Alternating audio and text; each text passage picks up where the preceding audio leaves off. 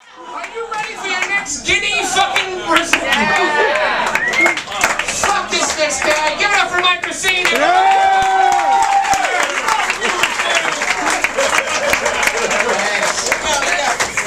That was nice. Thank you, Sean. I'm so Germain. Sean, you look like the dad who wears a Looney Tunes jacket to a parent-teacher conference.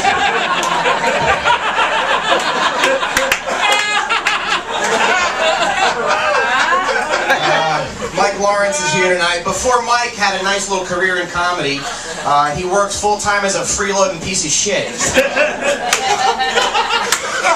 Mike has received more handouts than Yamanika's 12-year-old mom.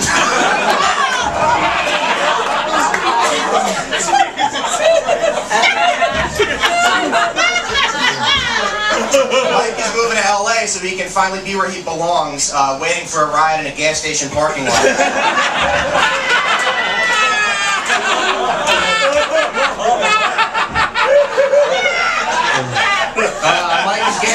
Mike is getting his driver's license late in life and his death certificate early.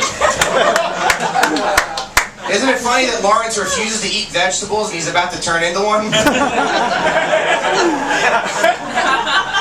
Like, your diet is terrible. There's more sugar in your blood than there is in Jared Logan's van.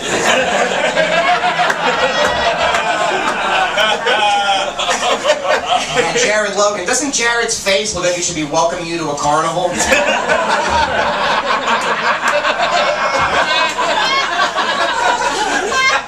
Why would we attack what he looks like when his personality is so awful?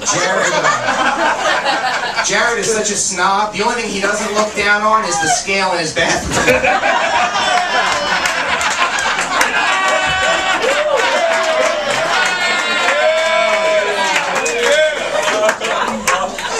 Jared's favorite burger restaurant is In-N-Gout.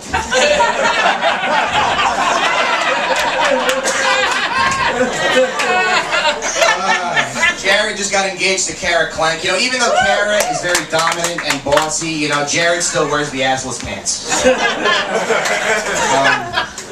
Congrats, Jared. Your beard has a mustache. Mark Norman said that. Mark Norman is here to make Dan St. Germain appear genuine.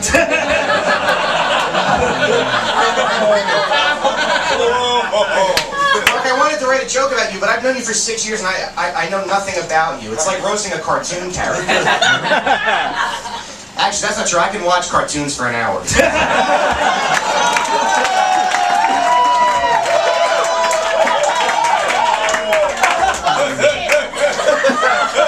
You do more tricks than the hookers who raised Tim Dillon.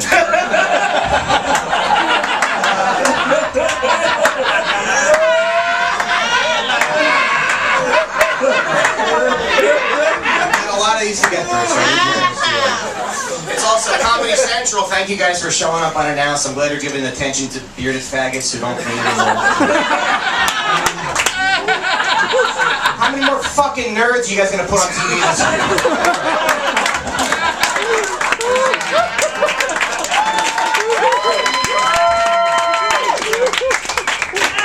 All I'm saying is there's a lot of really good straight white males out there.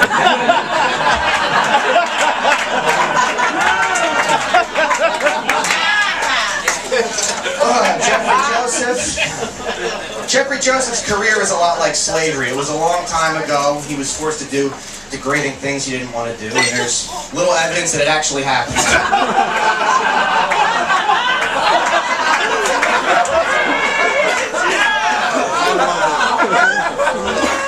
When Jeffrey got his first TV credit, Tim Dillon's politics were relevant.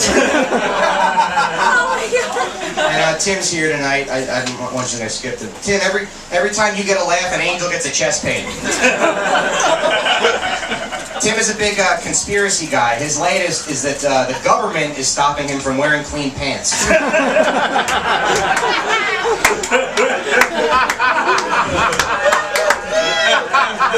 Tim, if you were a book, you'd be Moby Dick because you're a whale who swallowed a lot of semen. Sorry, Andy Letterman wrote that one.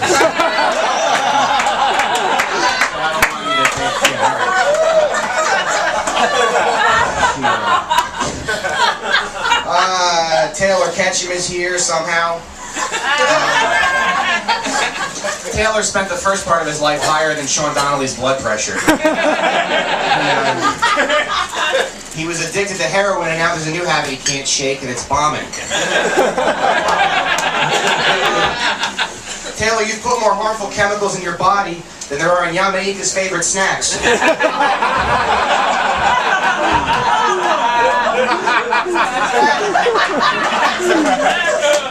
Yamaika, I didn't forget about you. You know, you really are a unique female comedic voice. You know, when all the other girls were talking about dating and cats and their vaginas, you know, you were yelling. And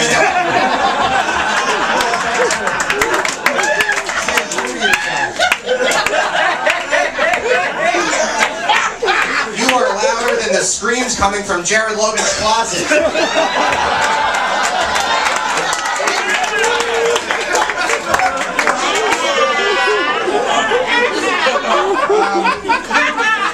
Scott Chaplin's here. I'm happy Dan's driver could make it tonight.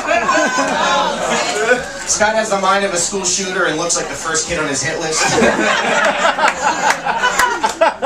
Scott, can you learn how to be a little more, you know, likable on stage? You make audience walk so fast you think they were Yamaika's father. Scott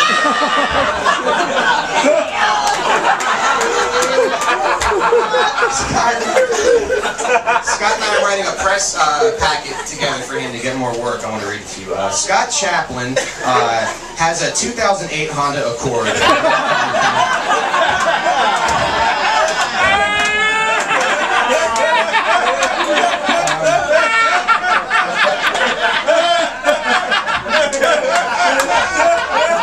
Whether your gig is in Scranton or Central Pennsylvania,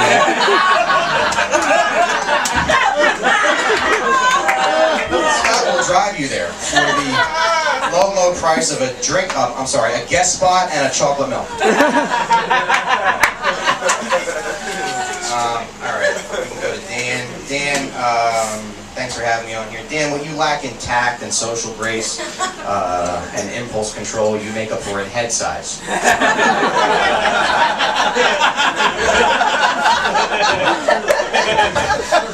Dan's judgment is so terrible, he couldn't get a job as a Walmart truck dispatcher.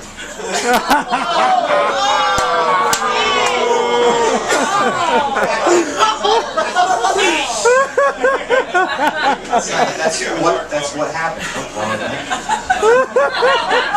Alright,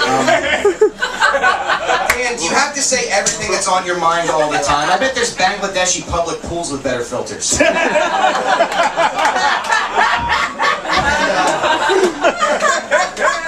Thank you. And speaking of things from Southeast India that everyone's had a dip in, one time Dan went down on Suba.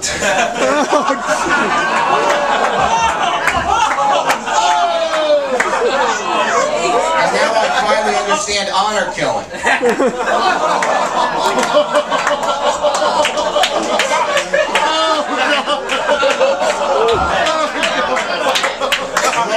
Indians don't eat cows, but cows eat Indians.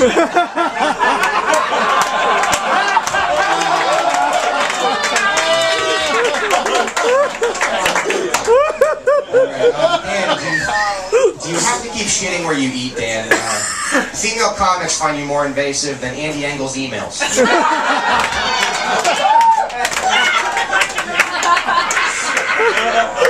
I can't believe you think you're a good-looking guy. You sweat like Jared Logan at a One Direction concert.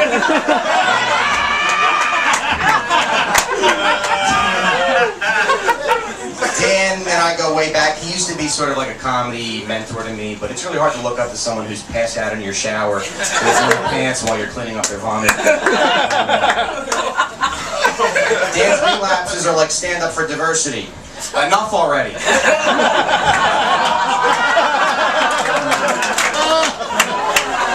But Dan, in all honesty, thanks, man.